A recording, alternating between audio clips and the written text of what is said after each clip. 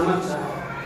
આજ રોજ નાની બાળ પ્રાથમિક શાળામાં બાળ સંસદ ચૂંટણીનું આયોજન કરવામાં આવ્યું છે. આ ચૂંટણીનો મુખ્ય હેતુ બાળકો ચૂંટણી પ્રક્રિયાથી માહિતગાર થાય તે માટે કરવામાં આવ્યું છે. બાળ સંસદ ચૂંટણીની અંદર સમગ્ર ચૂંટણી પ્રક્રિયાનું ચાકુ સંચાલન બાળકો દ્વારા કરવામાં આવ્યું છે. જે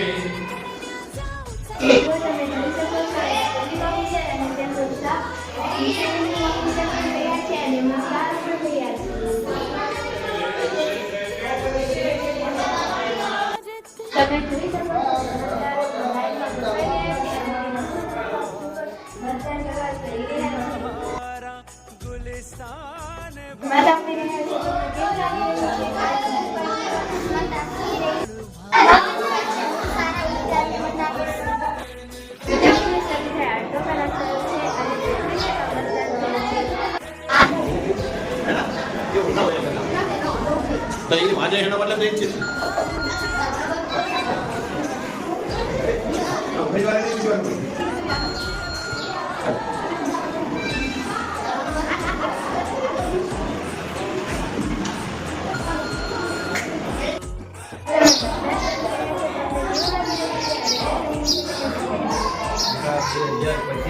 સંસદ નાની બાળ પ્રાથમિક શાળાની આજે ચૂંટણી થઈ રહી છે.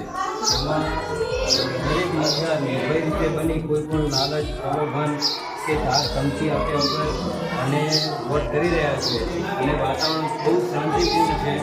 એ બધું સમગ્ર વહીવટીતંત્ર, પોલીસ સ્ટાફ અને પ્રિસાઇડિંગ ઓફિસર એ કામગીરી બહુ સરાહનીય છે અને બહુ શાંતિપૂર્ણ માહોલમાં ચૂંટણીનો કાર્યક્રમ સંપન્ન થયો. બાળ સંસદ એ છે કે બાળકો ભારતીય ચૂંટણી પ્રણાલીની પરિચિત થાય, ચૂંટણી વ્યવસ્થા કઈ રીતે હોય છે, કઈ રીતે વોટ અપાય છે અને કઈ રીતે ઈવીએમનો ઉપયોગ થાય છે એના વિશે વાકેફ થાય. અને ભવિષ્યમાં જ્યારે તે ભારતના નાગરિક બનશે, 18 વર્ષ થશે અને વોટ આપવા જઈ રહ્યા હોય ત્યારે એમને વોટ આપવામાં કોઈ મુશ્કેલી ના પડે એમને એ જ માહિતી આપવાનો આ બાળ સંસદ છે.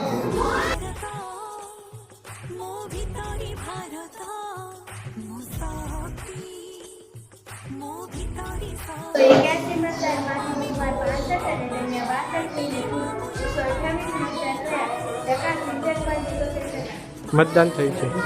નાની પાવર પ્રાથમિક શાળાની બાળ સંસદની જે ચૂંટણી યોજાઈ હતી જેમાં કુલ 100 ઉમેદવાર હતા, જેમાંથી તેમને રિઝલ્ટ જાહેર કરતા કયા ઉમેદવારને કેટલા મત મળે છે તે જાહેર કરવામાં આવે છે.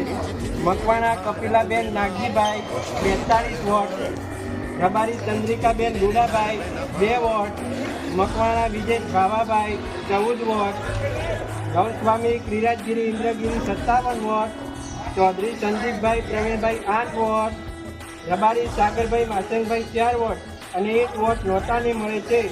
આમ 57 વોટ મળવાથી ગૌસ્વામી ક્રિરાજગીરી ઇન્દ્રગીરીને નાની પાવર પ્રાથમિક શાળાની બાળ સંસદની ચૂંટણીમાં વિજેતા જાહેર કરવામાં આવે છે.